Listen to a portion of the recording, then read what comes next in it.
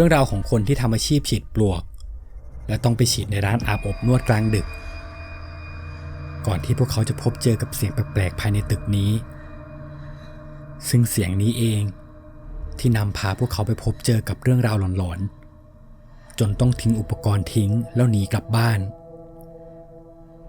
กับเรื่องที่มีชื่อว่าสยองขวัญหลังเที่ยงคืน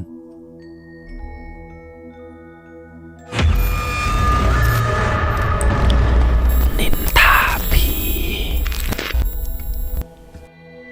ก่อนจะไปรับชมรับฟังเรื่องราวหลอนๆฝากกดไลค์กดติดตามกดกระดิ่งแจ้งเตือนเพื่อเป็นกำลังใจให้ทีมงานด้วยนะครับเรื่องนี้เป็นเรื่องราวของคุณบอยเหตุการณ์เกิดขึ้นในช่วงที่เขาเปิดบริษัทฉีดปลวกใหม่ๆกับเพื่อน2 คนด้วยความที่บริษัทยังใหม่ทำให้พนักงานในบริษัทก็จะมีแค่คุณบอยและเพื่อนของเขาอีกคนแค่นั้นเวลาไปทำงานก็จะไปกันแค่2 คนจนมีอยู่วันหนึ่งเพื่อนของคุณบอยบอกว่า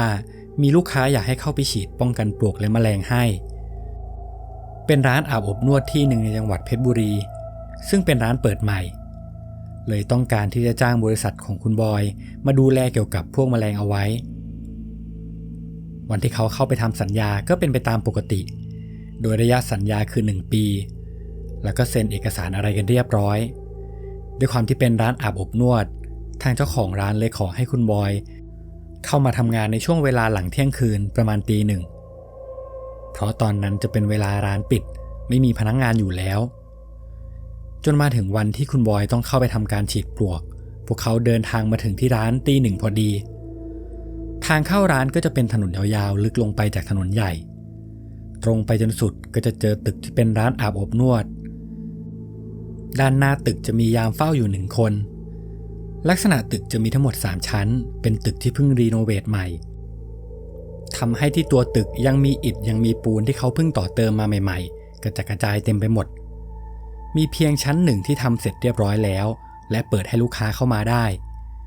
ส่วนชั้น2ชั้น3ยังคงอยู่ในขั้นตอนการปรับปรุงอีกค่อนข้างเยอะคุณบอยเดินตรงไปหาพี่ยามแล้วก็บอกว่าพี่ครับผมมาฉีดปลวกครับที่แจ้งเจ้าของเอาไว้ว่าจะเข้ามาในคืนนี้พี่ยามก็บอกว่าอ๋อเจ้านายน้องบอกไว้แล้วเดี๋ยวพี่เปิดประตูให้น้องขึ้นไปกันเองก็แล้วกันนะคุณบอยมองหน้าเพื่อนงงๆแล้วก็บอกยามไปว่าพี่ผมเพิ่งมาครั้งแรกพี่ก็ต้องพาผมขึ้นไปสิผมไม่รู้ว่าตึกทางเข้าตรงไหนบ้างแล้วเปิดไฟตรงไหนผมก็ไม่รู้แต่ยามกลับตอบมาว่าน้องไม่ต้องเป็นห่วงเรื่องนั้นหรอกแล้วยามก็หยิบกระดาษกับปากกาขึ้นมาเพื่อที่จะมาวาดแผนที่ตึกพร้อมอธิบายให้พวกเขาฟัง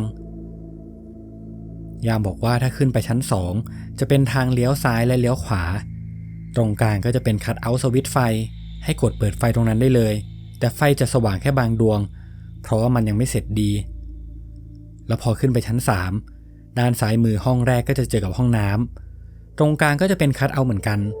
แต่ชั้น3คัทเอาท์จะยังใช้ไม่ได้ถ้าจะเปิดไฟให้มาเปิดไฟที่ชั้น2ช่างเขาได้ต่อไฟเอาไว้ให้บ้างแล้วคุณบอยและเพื่อนของเขาก็โอเคเพราะหลายๆที่ที่เขาเข้าไปฉีดยามส่วนใหญ่ก็ไม่ให้เข้าเหมือนกันเหมือนว่าต้องคอยดูแลด้านหน้าทางเข้าพวกเขาก็ได้เตรียมอุปกรณ์ทั้งไฟฉายและถังสำหรับพ่นน้ำยาฉีดปลวกเดินตรงไปที่ตึกพอไปถึงชั้น1ตอนนั้นไฟในตึกจะปิดทั้งหมดทำให้เขาต้องใช้ไฟฉายส่องแล้วก็ฉีดไปเรื่อยๆในตัวคุณบอยจะมีมือถืออีก1 เครื่องเอาไว้เปิดเพลงฟังเวลาฉีดจะได้ให้เพลงช่วยกลบความกลัวเวลาที่อยู่ในที่มืดๆหลังจากที่ทั้ง2 คนช่วยกันฉีดรอบๆชั้น1จนเสร็จทุกจุดก็พากันเดินตรงไปที่ชั้น2เพื่อขึ้นไปเปิดไฟแล้วก็ทำชั้นอื่นต่อในตอนนั้นเพื่อนของคุณบอยก็บอกว่าเดี๋ยวเราขึ้นไปทำชั้น3ก่อนดีกว่าแล้วค่อยลงมาทำชั้น2พอเสร็จจะได้ลงไปชั้นล่างทีเดียวเลยแล้วค่อยกลับคุณบอยก็โอเคเขาเอื้อมมือไปเปิดสวิตช์ไฟตรงคัทเอาท์ด้วยความที่สวิตช์เพิ่งทำมาใหม่เขาเลยไม่รู้ว่าสวิตช์ไหนเป็นไฟตรงไหนบ้างเพราะยามก็ไม่ได้บอกเอาไว้คุณบอยเลยเปิดมั่วๆไปก่อนจนเหมือนจะเห็นแสงไฟสว่างมาจากด้านบนก็คิดว่าน่าจะได้แล้ว จากนั้นเขาก็เดินไปที่ชั้น3กับเพื่อนพอขึ้นไปถึงชั้น3ก็ได้ยินเสียงน้ำไหลเป็นลักษณะเหมือนคนเปิดก๊อกน้ำทิ้งเอาไว้ซึ่งจากที่ได้ยินตอนนั้นน้ำไหลค่อนข้างแรงมากๆและด้วยความที่ตรงนั้นไม่มีอุปกรณ์อะไรทำให้เสียงน้ำไหลดังก้องไปทั่วทั้งชั้นแต่คุณบอยก็จำได้ว่าชั้น3ทางซ้ายมือจะเป็นห้องน้ำก็คิดว่าน้ำน่าจะไหลออกมาจากตรงห้องน้ำเขาก็เข้าไปคุยกับเพื่อนว่าทำไมน้ำมันมาไหลอยู่ตอนนี้นี่มันก็ตี 1 กว่าแล้วนะหรือคงเป็นพวกคนงานที่เข้ามารีโนเวทตึกแล้วก็เปิดก๊อกน้ำทิ้งไว้แล้วก็ลืมปิดคุณบอยเลยตั้งใจจะเข้าไปปิดให้แล้วก็รีบๆทำงานให้เสร็จจะได้รีบกลับบ้านเพราะเวลาตอนนี้ก็ดึกมากแล้วพวกเขาทั้ง2 คนเดินตรงไปที่ประตูห้องน้ำยิ่งเข้าใกล้เสียงน้ำก็ยิ่งได้ยินชัดขึ้นเรื่อยๆแล้วพอคุณบอยเอื้อมมือไปเปิดประตูปรากฏว่าประตูล็อกเปิดไม่ได้ลักษณะประตูห้องน้ำจะเป็นประตูแบบดันเข้าไปข้างในซึ่งสามารถล็อกจากข้างในได้คุณบอยหันไปมองหน้าเพื่อนแล้วก็พูดว่าประตูล็อกว่ะถ้ามันล็อกก็แปลว่ามีคนอยู่ข้างในเขาพยายามมองหารูระบายอากาศเพื่อจะดูว่ามีคนเปิดไฟห้องน้ำไว้หรือเปล่าแต่ห้องน้ำห้องนี้กลับถูกปิดทึบไม่มีช่องแสงที่สามารถมองเข้าไปได้เลยเพื่อนของคุณบอยรู้สึกแล้วว่ามันแปลกๆเลยบอกคุณบอยไปว่าถ้ามีคนอยู่ข้างใน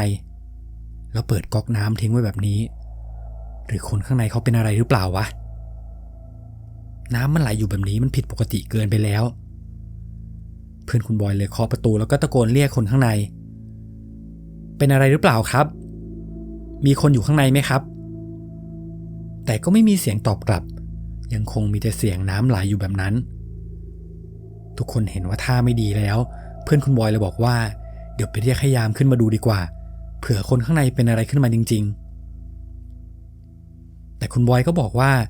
อย่าเพิ่งไปเรียกเราต้องช่วยกันเปิดประตูให้ได้ก่อนเพราะกว่าจะไปเรียกยามขึ้นมาอีกมันใช้เวลาเดี๋ยวลองเปิดกันเองก่อนถ้าไม่ได้ยังไงค่อยลงไปหายามทั้ง2 คนเลยช่วยกันงัดประตูแล้วก็พยายามหาอุปกรณ์มาเปิดประตูให้ได้แต่ก็งัดกันประมาณ10 นาทีกว่าก็ไม่มีท่าทางว่าประตูจะเปิดออกมาได้เลยตกลงกันว่าเดี๋ยวไปหายามดีกว่าอย่างน้อยยามก็น่าจะมีกุญแจเปิดประตูห้องน้ำทั้ง2 คนเลยหันหลังกลับมาที่บันไดเพื่อที่จะลงไปข้างล่างแต่ทันทีที่หันหลังให้กับประตูห้องน้ำกำลังจะเดินออกอยู่ๆเขาก็ได้ยินเสียงเหมือนกลอนประตูที่ล็อกอยู่ด้านในเปิดออกทั้ง2 คนหยุดนิ่งมองหน้ากันจากนั้นก็มีเสียงลูกบิดประตูเปิดออกเหมือนกันพร้อมกับมีเสียงประตูค่อยๆเปิดออกช้าๆตอนนั้นคุณบอยก็คิดในใจคงเป็นเพราะพวกเขาเขย่าประตูจนโดนล็อกแล้วประตูมันก็หลุดออกมาเองไม่น่าจะมีอะไรพวกเขาพยายามไม่นึกถึงเรื่องผีทั้ง2 คนค่อยๆเดินตรงไปที่ประตูอีกครั้งก็เห็นว่าประตูแง้มอยู่จริงๆแต่ไฟข้างในไม่ได้เปิดอยู่คุณบอยตัดสินใจผลักประตูเข้าไปดูข้างในแล้วส่องไฟฉายดูรอบๆเขากับเพื่อนถึงกับยืนงงเพราะตอนนี้มันไม่มีเสียงน้ำไหลแล้วและที่น่าแปลกไปกว่านั้นคือห้องน้ำมันถูกทุบออกทั้งหมดโถส้วมก็ถูกทุบทิ้งทุกอย่างดูพังไปหมดแล้วเหมือนกำลังจะถูกทำใหม่แต่คุณบอยก็จำได้ดีว่าเขาได้ยินเสียงน้ำไหลแน่ๆเพราะเสียงมันดังชัดมาก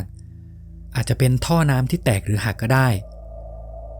เขาพยายามมองหาดูดีๆแต่พอส่องไปจุดที่เป็นก๊อกน้ำกลับกลายเป็นว่าตรงนั้นก็แห้งสนิทแล้วก็ยังมีหยักหญ้าอยู่เต็มไปหมดพอเอามือไปปาดก็มีแต่ฝุ่นไม่มีความชื้นหรือร่องรอยอะไรที่เป็นจุดน้ำไหลได้เลยคุณบอยกับเพื่อนได้แต่มองหน้ากันเขาเริ่มรู้สึกแล้วว่ามันแปลกๆเลยตั้งใจจะลงไปหายามก่อนเผื่อน้ำมันไหลออกมาจากจุดอื่นจะได้ให้ยามช่วยดูจากนั้นพวกเขาก็หันหลังกลับมาที่บันไดอีกรอบระหว่างที่กำลังก้าวเท้าลงจากบันไดอยู่ๆเสียงน้ำไหลก็ดังขึ้นมาอีกครั้ง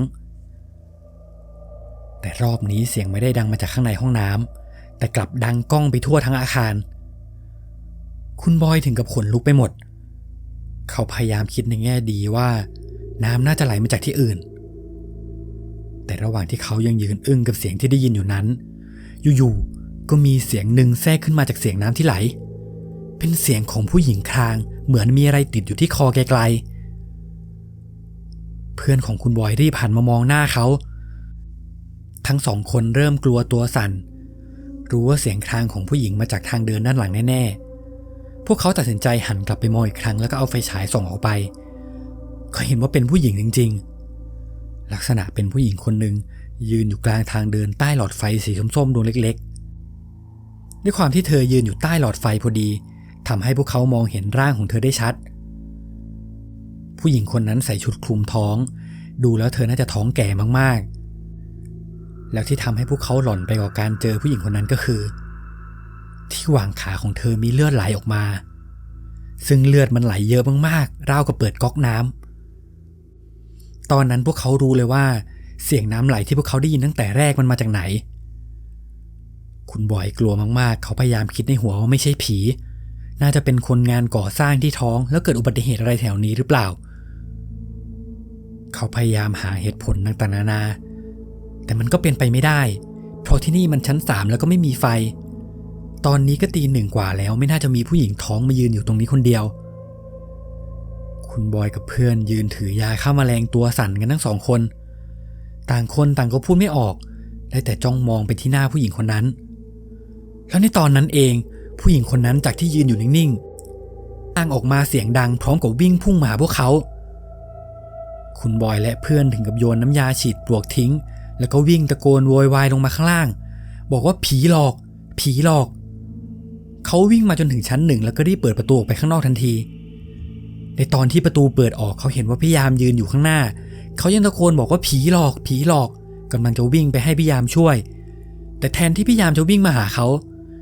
พี่ยามกลับวิ่งหนีนำหน้าเขาไปก่อนสีหน้าพี่ยามดูกลัวยิ่งกว่าเขาซะอีกคุณบอยไม่รู้จะทำยังไงก่อนที่เพื่อนของเขาจะตะโกนบอกให้เขาขึ้นรถเพื่อนคุณบอยบอกว่าขึ้นรถก่อนออกจากตรงนี้ไปให้ได้ก่อนแล้วพรุ่งนี้ค่อยว่ากันคุณบอยรีบวิ่งขึ้นไปที่รถแล้วเพื่อนของคุณบอยก็ขับออกมาทันทีโดยที่ทิ้งอุปกรณ์ทุกอย่างเอาไว้ในตึกเพื่อนคุณบอยได้พาเขากลับไปที่ออฟฟิศเพื่อไปสงบสติอารมณ์กันก่อนว่ามันเกิดอะไรขึ้นแต่ด้วยความที่เวลาตอนนั้นก็ตี 3กว่าแล้วเพื่อนของเขาก็บอกว่าเอาแบบนี้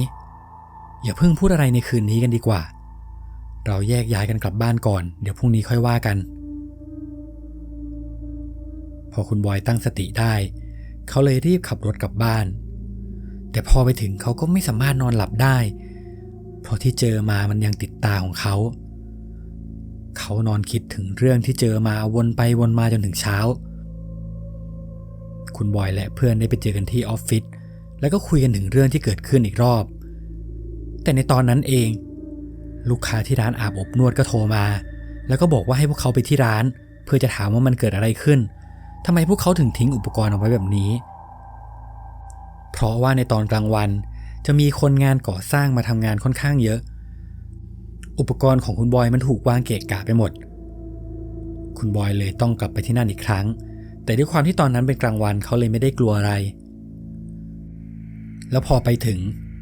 ตัวเขาเองก็ไม่รู้จะตอบเจ้าของร้านไปว่ายังไงจะบอกว่าพวกเขาเจอผีก็กลัวว่าเจ้าของร้านจะว่าเอาหาว่าเขาเพ้อเจ้อเขาเลยตัดสินใจบอกเจ้าของร้านไปว่าพวกผมดูจากสถานที่แล้วผมว่าพวกผมไม่สะดวกจะทำงานต่อครับผมขอยกเลิกสัญญาเลยแล้วกันนะครับเดี๋ยวผมคืนเงินให้ทั้งหมดซึ่งตามสัญญาคุณบอยจะต้องเข้ามาดูสถานที่จนถึง6 เดือนแล้วก็ดูแลต่อจนครบปีแต่เขาก็ตัดสินใจยกเลิกสัญญาแล้วก็คืนเงินให้กับลูกค้าไปในทันทีซึ่งตัวลูกค้าเองก็งงว่าทำไมอยู่ๆเขาถึงมายกเลิกสัญญาแบบนี้ลูกค้าก็เลยบอกว่าผมไม่ได้จะว่าอะไรคุณเลยผมแค่สงสัยว่าทำไมคุณถึงเอาของมาไว้แบบนี้หรือพวกคุณลืมทิ้งไว้หรือเปล่าแต่คุณบอยก็ยังยืนยันว่าไม่เป็นไรครับ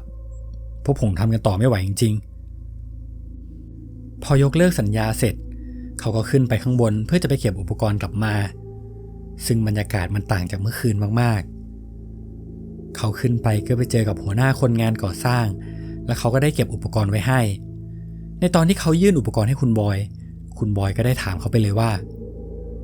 พี่ผมถามหน่อยปกติพี่พักที่นี่กันหรือเปล่าครับ แต่พี่เขาก็ตอบมาว่าผมไม่ได้พักครับถ้าเลิกงานก็กลับบ้านกันหมดเลยแต่ช่วงแรกๆก็เอาเต็นท์มากางนอนที่นี่ด้วยความที่รู้สึกว่ามันไม่สบายก็เลยออกไปนอนข้างนอกกันคุณบอยเลยถามไปตรงๆเลยว่าพี่เคยเจออะไรแปลกๆบ้างหรือเปล่าพี่เขาก็บอกว่าพี่ไม่เคยเห็นนะแต่ส่วนใหญ่จะได้ยินแค่เสียงบางทีก็มีเสียงคนร้องไห้บ้างแต่พี่ก็คิดว่าน่าจะเป็นเสียงจากตึกข้างๆเพราะบริเวณนั้นมีร้านอาบอบนวดค่อนข้างเยอะคุณบอยเลยถามต่อไปว่าแล้วพี่เลิกงานกี่โมงพี่เขาก็ตอบมาว่าบ่าย 3ซึ่งพอคุณบอยได้ยินคำตอบนี้เขาก็ยิ่งสงสัยขึ้นมากอีกเพราะงานแบบนี้อย่างน้อยก็ควรจะเลิกสัก5 โมงเย็นบ่าย 3มันดูเร็วเกินไปเขาเลยถามไปว่าพี่ทำไมพี่ถึงเลิกงานเร็วจังแต่เขาก็ดูเหมือนจะอึ้งไม่กล้าตอบคุณบอยแต่จนสุดท้ายเขาก็พูดว่าเอาเป็นว่าผมเลิกบ่าย 3แล้วกันผมขอไม่เล่าต่อนะแล้วเขาก็เดินออกไปเลยซึ่งตอนนั้นเพื่อนคุณบอยเองก็รู้สึกเลยว่ามันแปลกมากๆเลยดึงมือคุณบอยไปยังจุดที่เขาเห็นผู้หญิงคนนั้นปรากฏว่าพอเขาเดินเข้าไปก็มีแต่เศษหินเศษปูนที่ถูกทุบแต่ก็มีห้องหนึ่งที่ผิดสังเกตที่สุดตรงด้านขวามือของเขามีห้องหนึ่งที่เขียนป้ายว่าจุดตรวจภายในซึ่งสถานบันเทิงทุกที่จะมีห้องแบบนี้อยู่แล้วพอเขาเปิดเข้าไปข้างในก็ยังเห็นว่ามีอุปกรณ์ตรวจภายในอยู่ครบทุกอย่างแต่เป็นอุปกรณ์ที่เก่ามากๆแล้วพอหันกลับมามองที่ประตูก็เห็นว่ายังมีคราบเลือดจางๆอยู่บริเวณนั้นเหมือนมีคนเอาเลือดมาป้ายบริเวณประตูบริเวณกำแพงเต็มไปหมดพอเห็นแบบนี้คุณบอยรู้ทันทีเลยว่าวิญญาณของผู้หญิงคนนั้นน่าจะมาจากห้องนี้แน่ๆเพื่อนของคุณบอยเองก็เริ่มกลัวเลยรีบดึงมือของคุณบอยออกมาจากนั้นทั้ง2 คนก็รีบไปทำงานที่อื่นกันต่อและตั้งแต่วันนั้นมาคุณบอยและเพื่อนก็ไม่ได้เข้ามาฉีดปลวกในร้านอาบอบนวดนี้อีกเลยและนี่ก็เป็นเรื่องราวทั้งหมดที่คุณบอยได้เล่าให้ฟังใครมีเรื่องราวหลอนๆอยากให้เราเล่าให้ฟังก็สามารถส่งมาได้ทางแฟนเพจ Facebook ได้เลยนะครับเรื่องหน้าเราจะเอาเรื่องราวหลอนๆเรื่องไหนมานินทาให้ทุกคนได้ฟังกันฝากติดตามกันด้วยนะครับสวัสดีครับ